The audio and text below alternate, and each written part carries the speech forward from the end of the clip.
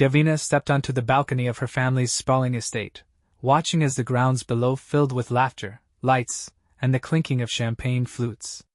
The world always felt like a fairy tale to her, sparkling, endless, safe. She believed life was a never-ending celebration, and her parents, the elegant king and queen of this dream, made sure she never saw anything else. They gave her everything.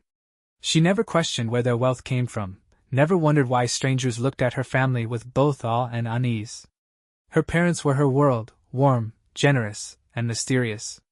But all fairy tales end. The first scream tore through the music like a violin string snapping.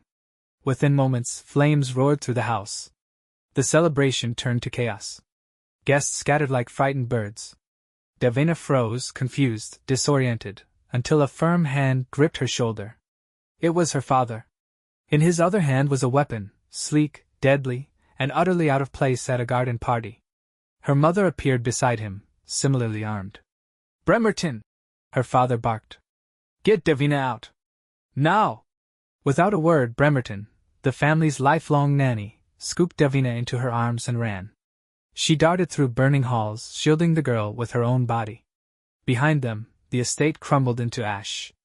Davina never saw her parents again. That night, wrapped in a borrowed coat and shivering under the stars, Davina cried until her voice was gone.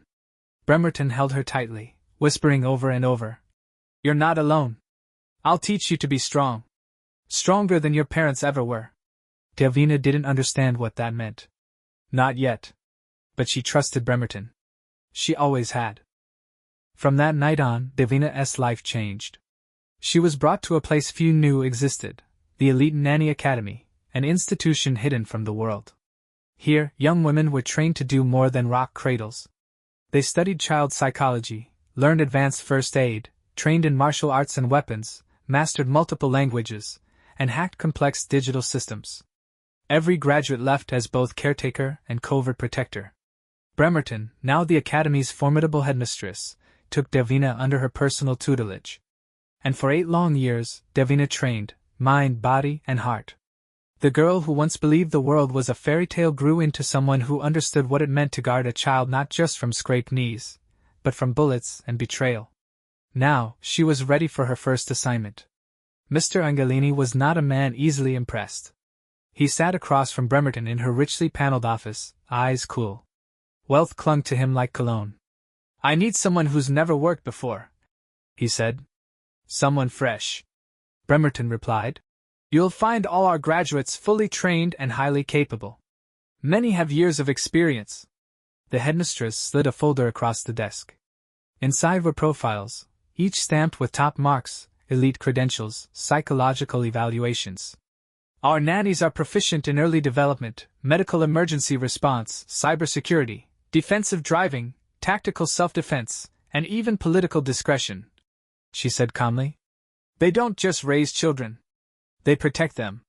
Then she asks him why he was seeking an elite nanny. Angelini falls into memories from 2 weeks earlier.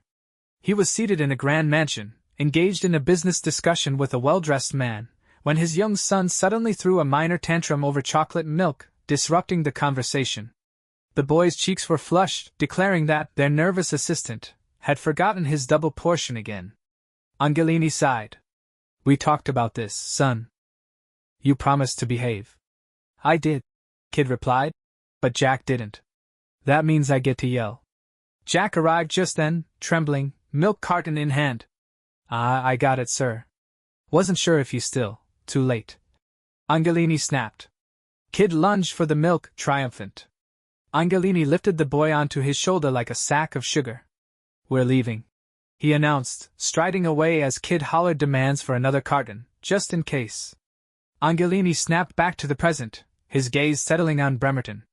"My son's mother isn't in the picture," he said quietly. "And my company doesn't provide childcare." Bremerton nodded, her expression softening. "Well, your son will be in good hands. We have excellent candidates. What are you looking for, specifically?" Angelini flipped through without much interest, until he stopped. "A profile. Davina's." He tapped her photo. "This one." Bremerton hesitated. "Davina specializes in cybersecurity. Do you have a strong digital infrastructure at home?" Angelini shook his head. No, ma'am. Nothing like that. Bremerton arched an eyebrow. Then perhaps another candidate. I said this one. He cut in firmly. She's the one. His tone left no room for debate. Very well, she said finally. But you should know, Davina is more than she seems. Angelini only smirked. So is my son. Bremerton wasn't pleased with his insistence, but his money spoke loudly, and she couldn't turn him away. Eventually, she summoned Davina to her office. The girl didn't hesitate. It was her first assignment, and though nervous, she believed in her training. She arrived promptly, knocking once before stepping inside.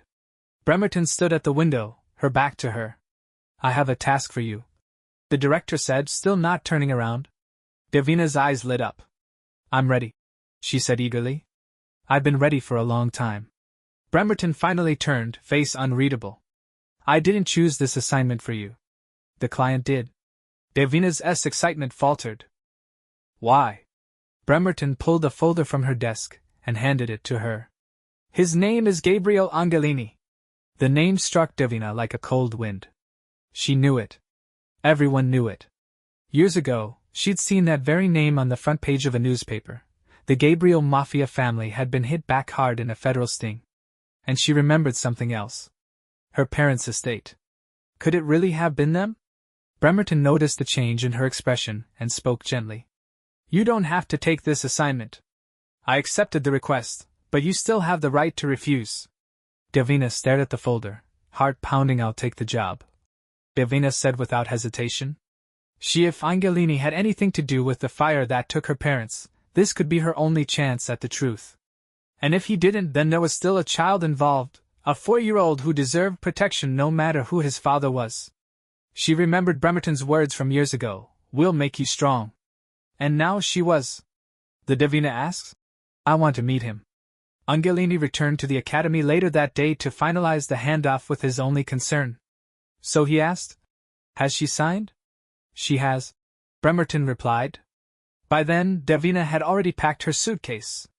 When she reappeared, Bremerton led her to the front entrance where Angelini waited, standing to the side with an air of detached impatience.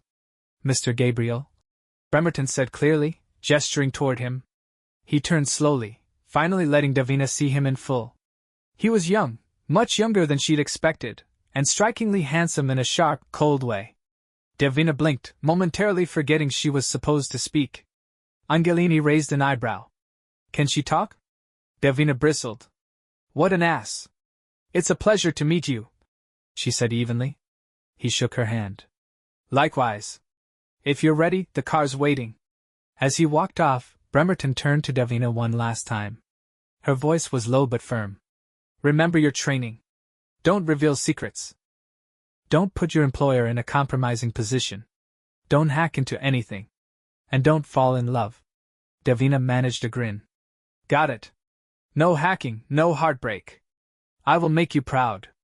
Outside, a man approached the car and offered to help with Davina's suitcase. Adam, he said, placing it gently in the trunk. Driver. If you're smart, you won't let the kid scare you off. He's only 4, but you'll see. She thanked him politely and climbed into the car. Inside, she was surprised to find Angelini already seated, with a small boy beside him.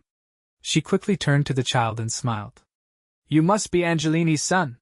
The boy puffed out his chest. Michel, he said grandly, only for his father to cut in. Angelini replies. Everyone calls him Mikey. I'm pleased to meet you, Mikey, Vanessa said. Mikey narrowed his eyes. I don't trust her. She smells like oranges. Davina blinked. Oranges? She subtly sniffed her sleeve. Citrus? Really? Trying to keep her composure, she turned to Angelini. Where are we going? Before he could answer, Mikey jumped in. To a giant house in Commoners. Angelini gave his son a side-eye before turning to Davina. We moved recently. From Venice to Lyon.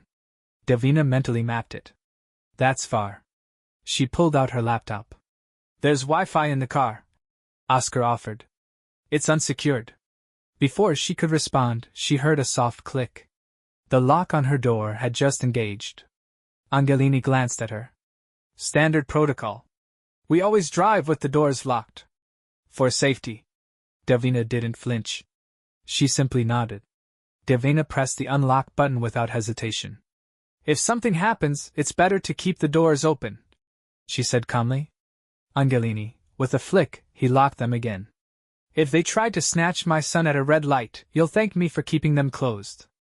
Davina didn't argue. She returned to her laptop. Across from her, young Mikey leaned toward his father. Dad, do you smell oranges? He asked, sniffing the air. At the same moment, Davina was thinking, Wi-Fi without a password in a Mafia car, and he lectures me on security? Mikey peeked over at her screen. What are you doing? She pressed a discreet button. The partition between them and the driver lowered. Adam turned his head. Yes, sir? Angelini waved him off. Nothing. Mikey gave a sideways smile. His new nanny was clever. Dangerous, maybe? Davina raised the partition again and turned to Angelini. If you care so much about safety, put a password on the Wi-Fi. He squinted at her. Then he nodded. Fair point. After some time they arrived at the mansion loomed on the outskirts of France. Lion, silent, and unsettling. Davina stepped out first, eyes scanning everything. No guards. No visible cameras.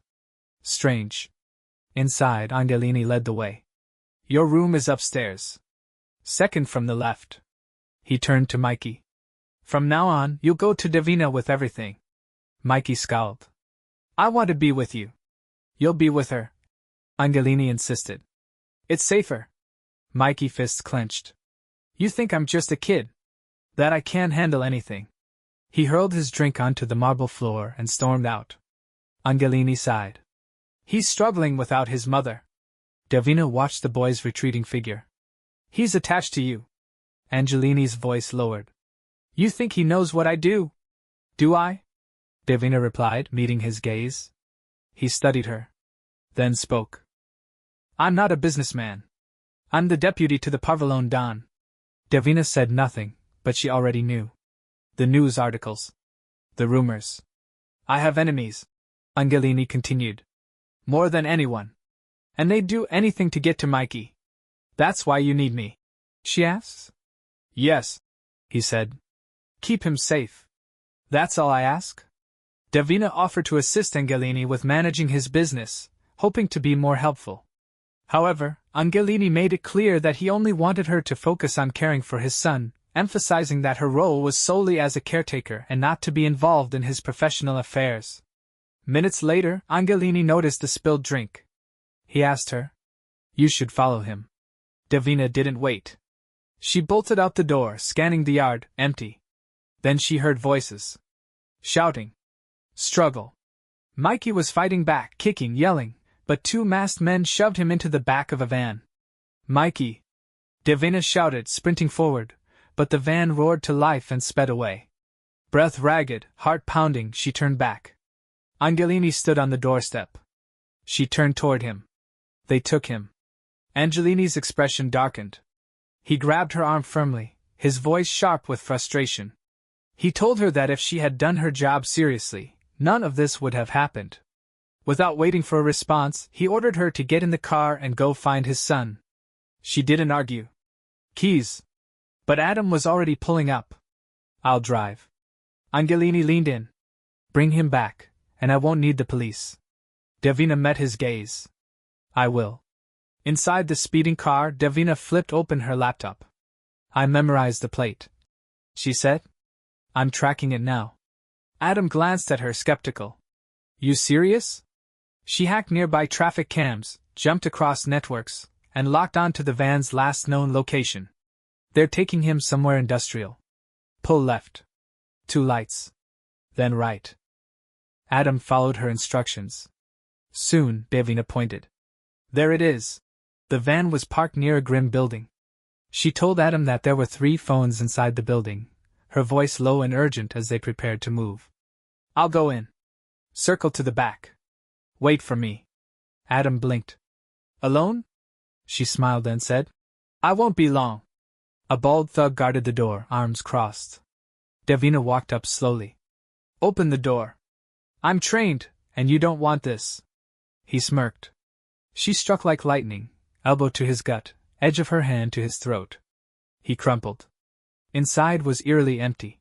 She grabbed a tray and peeked through a round window. There, in the next room, Mikey sat tied up. A man and woman stood guard. She kicked open the door. "Let him go!" The man lunged. She deflected with the tray, then smashed it across his head. The woman struck next. Davina spun and dodged, landing a brutal heel to her ribs. Another tray hit. Both guards were down. Davina ran to Mikey, lifting him onto her shoulder. "We're going home." Back in the car, Mikey trembled in her arms. "You okay?" she whispered. He nodded weakly. Adam coughed. Davina glanced over, and saw the gun. "Out," Adam ordered. "Leave the kid. You get $2 million. That's the deal." Her blood turned cold. "You were in on this? Not with the idiots Angelini hired to test you. This is real."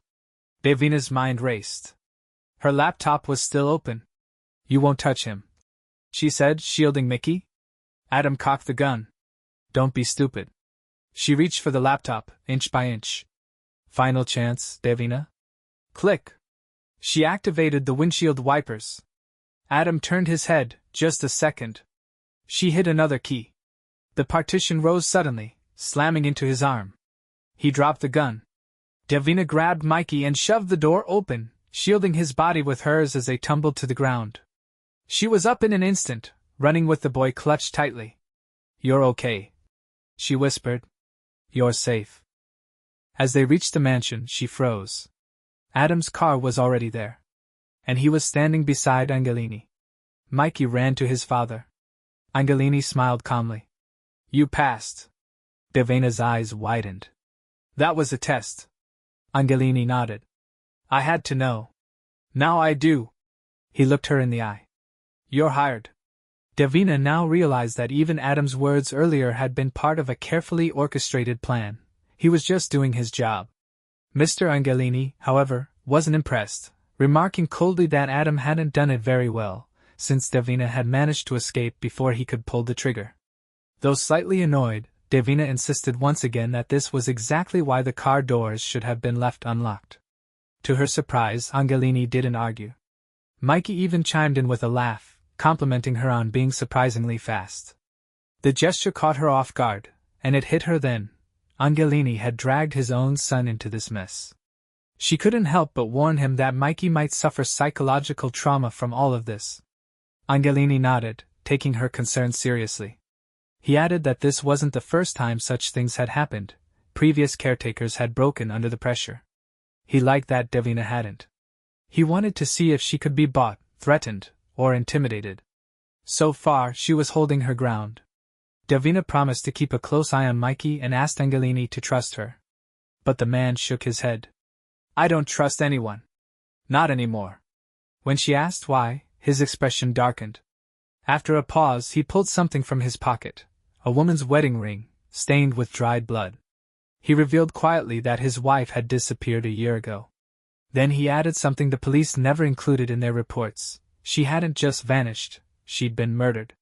His face fell into deep sorrow.